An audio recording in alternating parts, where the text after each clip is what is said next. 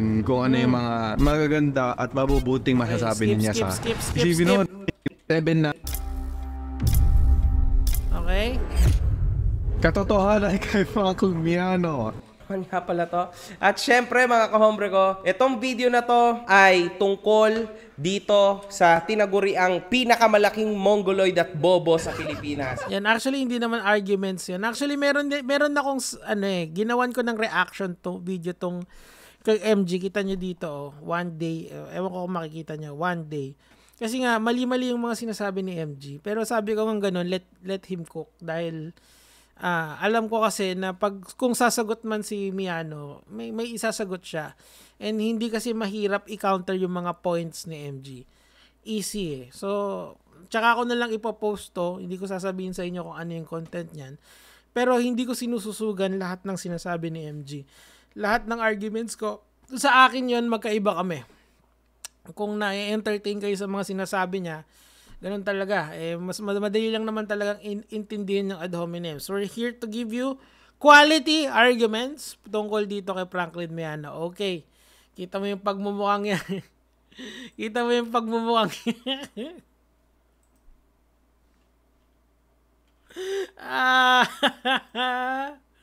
Mukhang kontrabida dito tala. Di ba? Teka, yan. Okay, ganyan. Tuloy natin. Na si Franklin Miano. Pinakamalaking sa buong Pilipinas. Bakit yung kay MG binlip mo, yung sa'yo hindi? Total, mga tulok lang na stupidong networkers lang ang mga nakakapasok dyan sa mundo mo. Okay, hindi networker si Franklin Miano. Yun yung muna yung una nating i-clear. Okay, wala siyang produktong binibenta. Ang binibenta niya, kurso. Okay, at saka yung service niya dun sa Frank Media na yun. Okay, hindi siya nagbebenta ng sabon. Alam ko, di ba ikaw, MG, nag-aano ka rin ng... di ba nag-aano ka din yung Boss Jonas sa harap, Boss Jonas sa front row. Naalala niyo yun? Di ba parang may binibentang mga sabon yun and stuff? I don't know, hindi ko sure kung yun ay networking or MLM. Wala namang masama sa networking per se. Let me just clear that, okay? Pero kailangan natin kasing i-label ng tama yung kakausap natin. Tuloy natin. Oy, di ako networker ha. Di ako nag-networking. Ulitin ko. Maganda. May message ko din si Franklin. Tinanong ko sa kanya, bro, hindi ka naman networker, di ba? Hindi. Actually, hindi siya networking. Pero, does it mean kung hindi siya networking ay mayroon na siyang, hindi na siya pwedeng i-criticize sa ginagawa niya? No, that's not the point. Kaya nga tayo nag-uusap dito eh. Kaya nga tayo may arguments dito. Tuloy natin. Networking, matututo ka doon kung paano mag-sales, kung paano mag-persuade ang tao, kung paano. Ang negosyo na ginagawa ko is outsourcing business. Hindi, mali ka dyan. Hindi outsourcing business ang ginagawa mo. Mali yun. Ang ginagawa mo, meron kang Franklin Media, doon yung outsourcing business mo. Pero ang ginagawa mo doon sa kabila, nagtuturo ka.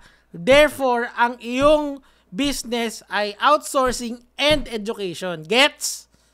Kahit nasabihin mo, Nico David, di ba nagtuturo na meron siyang outsourcing school, di ba? Sabi mo, meron siyang outsourcing academy, yung MSB na yon. Di ba? Still, it is not outsourcing business per se. It is actually teaching only outsourcing. Gets nyo? Education pa rin yung bigger umbrella niya. Kuha mo Franklin Miano, hindi. Parang business school. Ang business school is not a business per se. It is actually teaching, it's actually a school teaching business. Okay? Simple lang yan. Tuloy natin. Outsourcing business. Naghanap ako client at yung work sa pinapagawa sa akin ni client is pinapagawa ko sa empleyado ko. Okay? At yung matitira sa akin, yun ang negosyo ko. Kaya dumami yung pera ko. Okay, sige.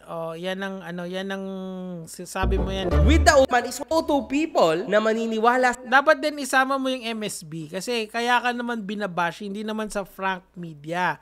Ang binabash ka because of the MSB. So isama mo yon, hindi lang outsourcing business yung negosyo. Tuloy natin. Sa inyo dahil sa mga panloloko nyo. Tas yung totoo naman is walang-wala naman talaga. Ganyan Ayan, hindi rin ako agree dyan kasi wala naman din proof si MG dyan eh. Actually, i-skipan ko yung mga parts ni MG. Ilalagay ko na lang ito. Kasi gumawa na ako ng reaction video dito eh. Pinaluto ko lang talaga siya kasi I would really like this issue na palakihin. And I know na magaling si MG magpalaki ng issue pagka gusto niya. Anyway, tuloy natin. Mga kinukuha sa networking. Tandaan nyo yan. Hindi ako nag-networking. Yung madaling mabihisan, tas Meron ng kotse, pakita ko pa kanino. Yan. Okay, kasi ang nangyari dito, papakitaan ka lang ng resibo o RCR, papakitaan ka lang ng titulo ng lupa, papakitaan ka lang ng this and that. Okay? Wala pong nagsasabi na hindi kayo mapera. Actually, mali yung argumento na sinasabi na wala kang pera. That's not the point. Ngayon, Mr. Franklin Miano, ang tanong ngayon, saan ang galing ang pera? Yun ang dapat natin pagkwentuhan. Saan ang galing yung libo-libong pera, galing milyon-milyong pera na pinanggastos mo dyan sa magagarang sasakyan? Saan ang galing yung pera na ginastos mo sa bahay? Doon lang ba lahat sa Frank Media yon? Or ilan % doon yung sa MSB? Kasi balita ko maraming nag-enroll doon sa MSB. So, pwede kong i-argue mga kamatis, mga kaibigan, na there is a good chunk, malaki yung porsyento ng kayamanan niya ay galing sa MSB. 'Di ba? So, magkano po ang gamit ang naipasok ng MSB sa buhay mo? That is a valid question. Tuloy natin. Skip na natin yan. Po, maganda ang buhay niya. Kasi nag-work hard ako sa akin, nagsisimula pa lang ako. Dahil sa kanya, nakapundar kami na gatong pera. Okay, wala na akong pakialam dyan. Una sabi mo, kailangan mag-crowdfunding na kakakuha niyan. Ito kasi, yung mga ina-argue dito ni MG, parang chop suey. Hindi siya yung full argument. Yung parang ito yung sa crowdfunding doon sa arbitrage, renting arbitrage. Okay? Wag na yon kasi mali yung argument na yun eh. Hiwalay yun eh. Disconnected yun dun sa whole picture eh. Skipan natin yun. Seeing you, kung ako huging Talaga ako, pag binabash ako, pag sinasabi, uhugin ka, tumatas mo na yung ko. Natutuwa ka kasi sinasaktan ka. Baka masukista ka niyan, bro. Pati kasi guys, so kasi ilang beses na eh. Sabi ko nga sa assistant ko, gamitin niyo yung Instagram ko para... Pero yun, baka nagkamali lang ng message template. Pero mo sa akin, won't even fucking bother to talk to you, man. In fact, tinan mo, yung message mo sa akin, di ba nag-message ka sa akin? Why? Sino ka ba? Ganon ang tunay na negosyante. Ba't ako magwe-waste ng time sa'yo? Nagwe-waste ng time ka ngayon sa kanya, hindi ba ironic yun? May kikitain ba ako sa'yo? Wala, di ba? wala. Actually, si Rendon, siningil siya ng 200,000. So, singilin mo rin. Wala kakikita sa akin. Actually, I mean kasi yung mga... Ang peg kasi nitong si Franklin Miano is kumuha ng mga successful na negosyante tapos i-interviewin niya. Ang problema lang sa amin kasi, hindi namin alam kung saang negosyo siya naging successful. Kasi kung, like for example, etong mga videos niya na to, it took so much delay. March 25 to, dapat ipopost to nung earlier. Actually, February 20 yata yung intindi ko na ipopost niya. Pero ang tagal niyang na-ipost. For someone na merong media company, Frank Media, bakit ang tagal mo mag-edit? 'Di ba? Parang kung ako yung kliyente mo, baka murahin kita. Kasi ako, ang bilis lang nito. Same day edit to, tapos upload agad. Wala naman kasing mahirap sumagot sa mga sa mga allegations sa'yo. Ang problema kasi, pinapahaba mo yung issue. I mean, okay lang naman sa akin kasi nag-gain ako. Anyway, tuloy na natin. Pero, masarap ang pagkain ng luto ng fried. Ay, hindi na relevant yan. Hindi ka maggala ng oras sa akin, okay lang. Sana lang magbago yung isip mo pati. Promise, masarap yung pagkain sa bahay. Bakit ka MG may oras ka? Pero sa akin, na minessage kita noon para tanungin ka ng mga tanong ko na hardball, wala kang oras. Hindi ba ako ganun kasikat or ka-successful? I'm relatively successful. The fact na sumasagot sa akin si MG tells you a lot eh. Tuloy natin. Baka yun na lang yung papapunta ko sa'yo doon. Diba? Namimili siya kasi nga nagka-cloud chase. Obvious naman eh. Pero dito, may kikitain ba ako? Meron. Kaya ako nandito. Gets? Pero why should I go and come para lang sa podcast mo? Why? Anong kikitain ko sa'yo? Totally zero. So, yun ang tunay na mentality ng negosyante. Kung gusto mo, kasi marami na ako negosyante na na-interview. Actually, nakakataka yun, MJ. Kasi marami may mga podcast kang sinasalihan at ini-interview ka. Pero pagdating kay Franklin Miano, ayaw mo. Why though? Ang And yung mga ano niya, yung in fairness naman kay Miano, yung mga ini-interview niya is, yan, si Shawarma Guy yung pinaka ano niya eh. Pinaka legit niya eh. Tsaka yung ano, siguro, sinasabi ko sa kanila, ang kapalit ko na lang siguro na podcast ko is kada may sige, ano naman to eh, poverty porn na to eh. I disagree. Tuloy natin. rin sa personal branding, mag-edit ako ng mga videos ng contents about sa kanya. Yung mga nakukuha mong sikat, di ba? The wisdom to other Kuha mong sikat, di ba? That's it, man. Pero yun ang totoo. Tunay na negosyante, hindi nagwe-waste ng time. Tandaan nyo yan. Totoo yun. Hindi nag-waste ang time ng isang negosyante. Pero willing silang tumulong sa ibang mga gusto maging negosyante din. Dahil to share Eto, yan. Nabubullshit ako dyan sa example. the knowledge and the wisdom to other people Tuloy to mo help muna. them also. And we will end here, mga kamatis, mga kaibigan. Kasi, ang peg niya kasi na sinasabi niya na yung ibang ginagawa niya is to share wisdom and blah, blah, blah, blah, blah, blah, blah. Okay, eto ang tatanungin kita, Franklin Miano. Bakit mo pa pinagbabayad yung mga estudyante mo kung gusto mo lang naman na libre, di ba? Gusto mong ilibre yung,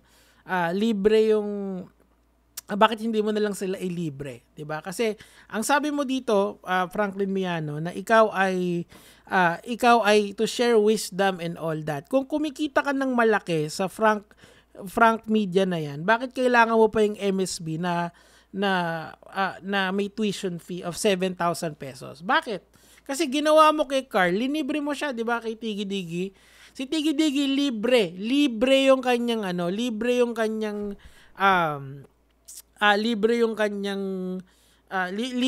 kanyang enrollment. Pero yung the rest nung nasa batch nyo, kaya nga humingi ng tao ng refund hindi libre. So kung you are such a charitable guy, bakit hindi mo na lang ilibre yung MSB na yan para tapos na lahat ng argumento?